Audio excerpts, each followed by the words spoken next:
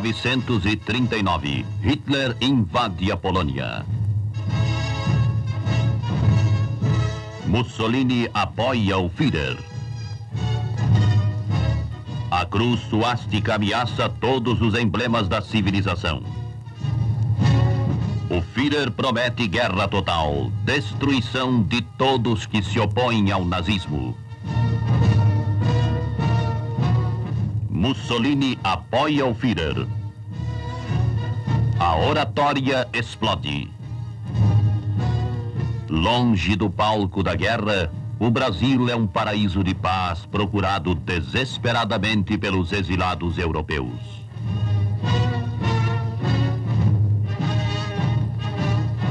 O povo na rua toma consciência da tragédia europeia cada vez mais sombria, mais sinistra.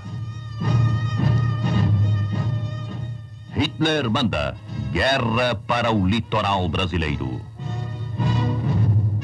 Submarinos nazistas, a partir de agosto de 1941, começam a atacar covardemente nossos indefesos navios mercantes.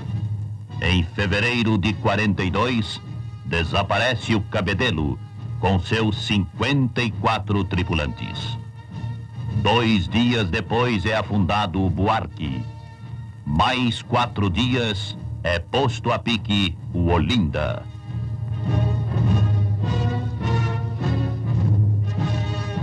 Os nomes se sucedem: Arabutã, Parnaíba, Comandante Lira, Alegrete, Pedrinhas, Tamandaré, Barbacena, Piave, Araquara, Baipendi, Aníbal Benévolo, Itagiba, Arará.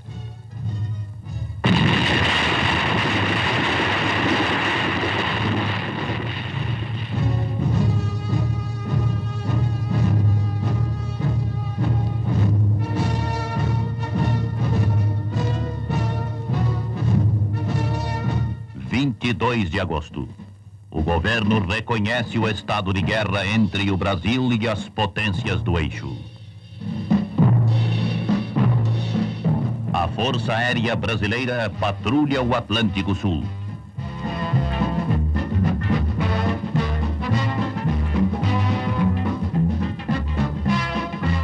Já em maio de 1942, a FAB destrói um submarino nazista de 1.200 toneladas. 2 meses depois, outro submersível inimigo é afundado na proximidade de Cabo Frio. Primeira resposta dos brasileiros à estúpida agressão.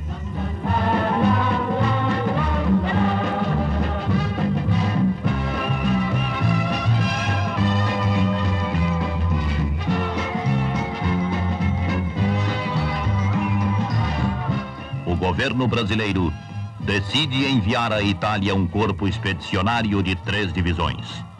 O primeiro escalão da primeira divisão embarca em sigilo no cais do Porto do Rio de Janeiro em julho de 1944.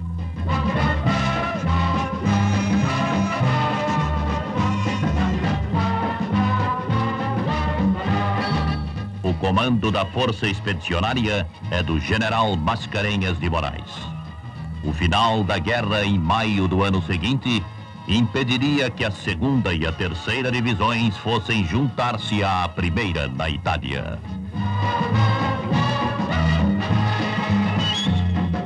Temperado à moda brasileira, o moral dos expedicionários é o melhor possível. Todos os estados estão representados na FEB.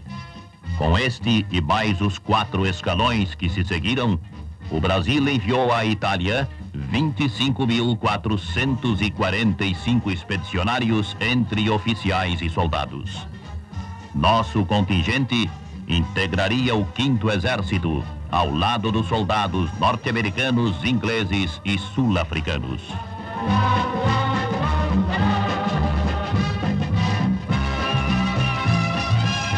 Fotógrafos e cinegrafistas militares documentam para a história a travessia do primeiro escalão brasileiro.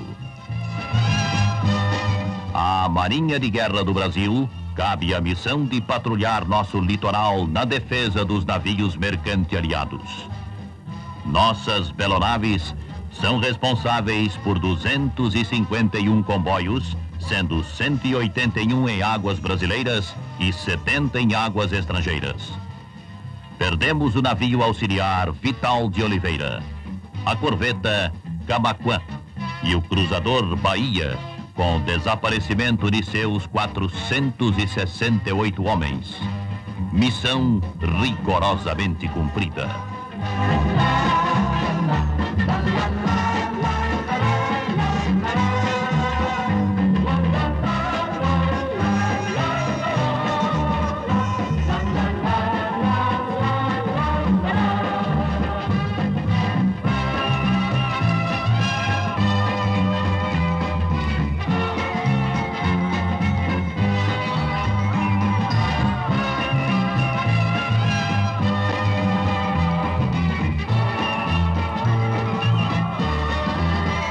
Depois de atravessar o Atlântico minado de explosivos poderosos e submarinos de tocaia, o navio transporte entra com os pracinhas do Brasil na Baía de Nápoles.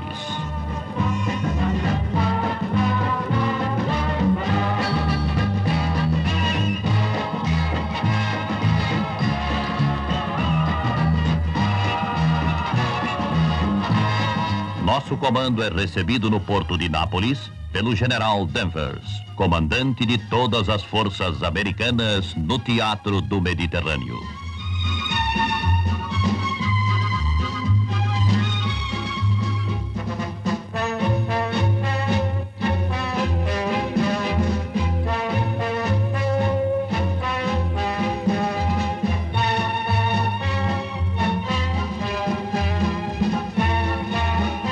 A tropa desembarca a fim de seguir para o estacionamento de Añaro, próximo de um subúrbio da cidade.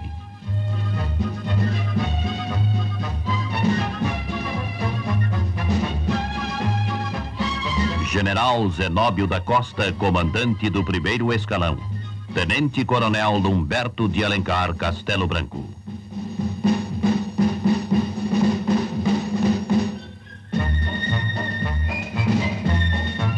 Em quase 8 meses de guerra, a 1ª Divisão de Infantaria Expedicionária luta na terra italiana em 2 frentes. A primeira é do rio Serchio, durante o outono de 44. A segunda ao norte de Pistoia, na Toscana, em plena Cordilheira Apenina.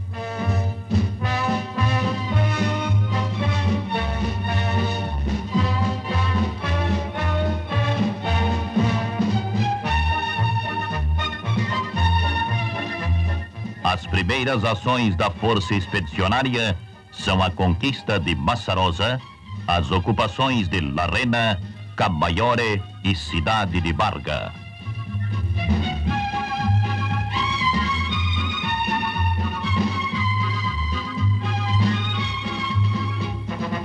A partir de novembro de 1944, a 1ª Divisão, deslocando-se para a frente apenina, fica responsável por uma área que às vezes se estende por 20 quilômetros. Área ampla por demais para a guerra de uma divisão, mas o bom humor do pracinha supera as dificuldades.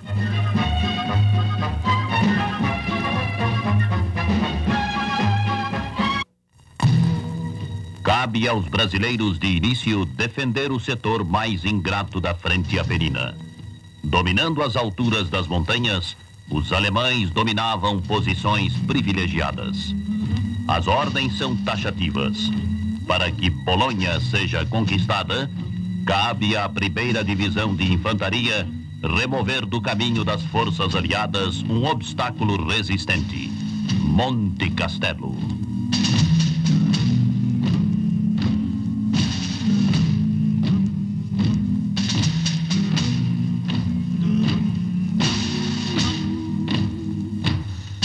Frustram-se os primeiros assaltos. Novas arremetidas. Terreno disputado a ferro e fogo. O soldado brasileiro é bravo, vivo, ardiloso.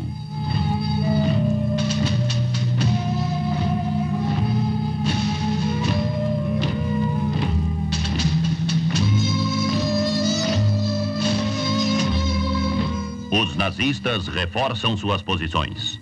Por parte dos brasileiros, se difunde o espírito da vitória. De qualquer maneira. A cobra está fumando, diz o Pracinha.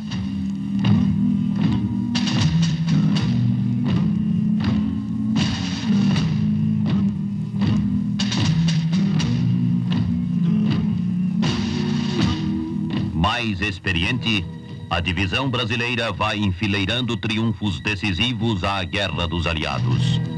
Monte Castelo, La Serra, Soprasso, Castelnuovo, Montesi, Colecchio.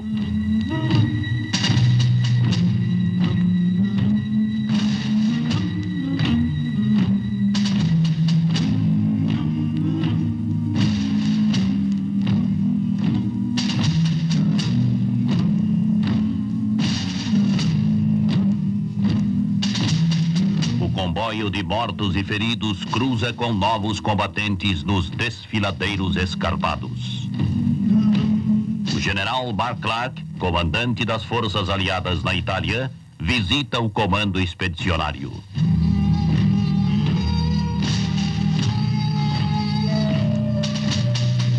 O general Eurico Gaspar Dutra, ministro da Guerra, indo à Itália, faz a inspeção de hospitais e frentes de combate.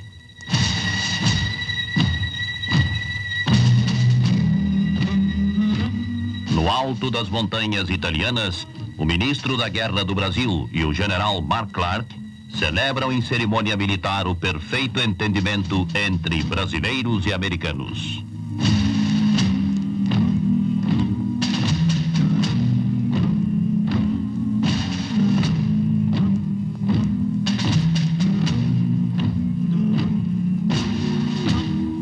A Força Aérea Brasileira, adestrada com novos equipamentos, realiza durante a campanha 2.546 saídas ofensivas e causa pesados danos ao inimigo.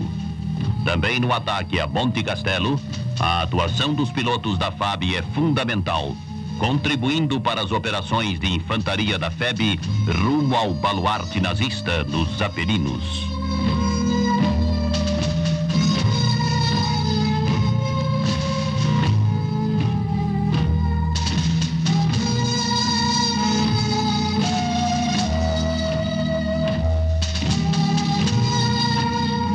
A divisão conhece um dos mais rigorosos invernos registrados em 50 anos na região apenina.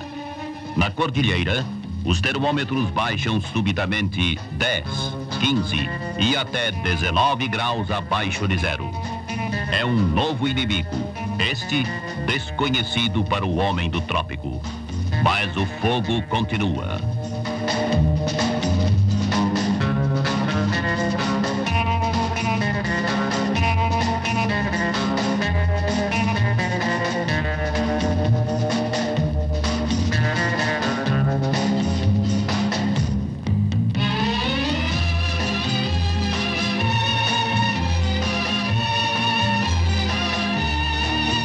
Depois de Cerreto e Paravento, com a rendição de uma divisão de infantaria nazista em Fornovo e Colecchio, os brasileiros conseguem aprisionar mais de 20.000 soldados nazistas.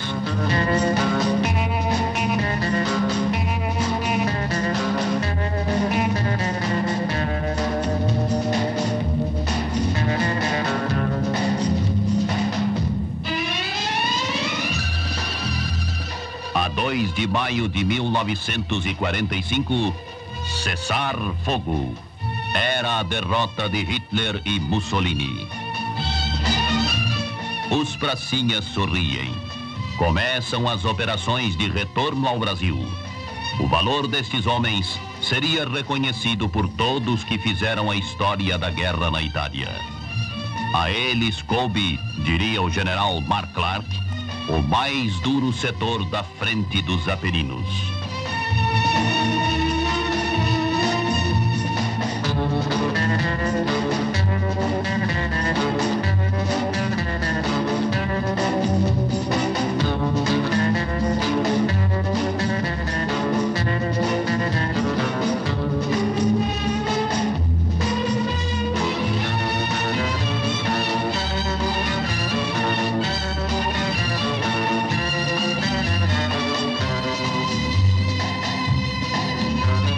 Navios da nossa marinha trazem de volta os escalões da Força Expedicionária.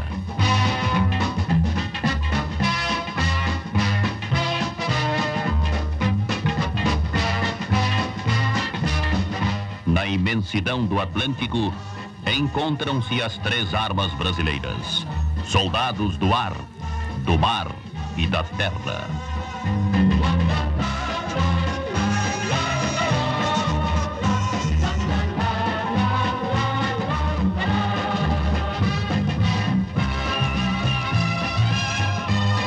A alma do povo acolhe com efusão a boa notícia.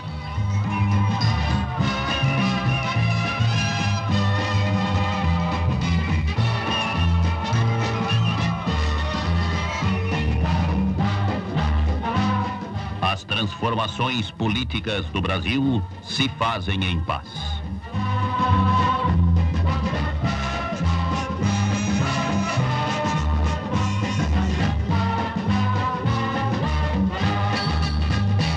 O Marechal Dutra cumpriria seu mandato de presidente da República e encaminharia o país para a ordem democrática. As cinzas dos que tombaram retornam do pequeno e florido cemitério de Pistoia e ficam para sempre guardadas neste monumento erguido ao patriotismo, à dor, à coragem e ao sacrifício dos brasileiros que morreram pela liberdade.